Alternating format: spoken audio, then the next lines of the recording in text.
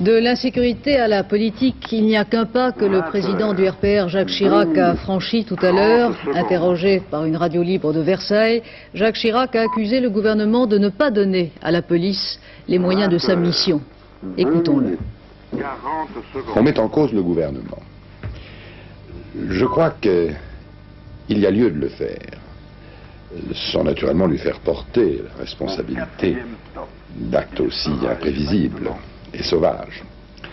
Mais il y a lieu de le faire parce que le gouvernement a créé depuis 2 ans une sorte de climat général qui est incontestablement favorable, selon moi, au développement de la délinquance, voire de la criminalité.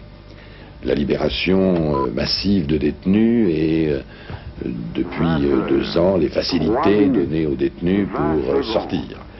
La suppression des quartiers de haute sécurité, la suppression des tribunaux militaires, la suppression de la Cour de sûreté de l'État, l'abrogation de la loi sécurité et liberté, l'abrogation de la loi anticasseurs, la suppression du projet de mise en place de documents d'identité infalsifiables, grave erreur, la systématisation du droit d'asile et le non-contrôle en réalité de nos frontières qui font de la France une passoire, avec toutes les facilités en fait données à l'entrée des étrangers, la diminution des expulsions, etc.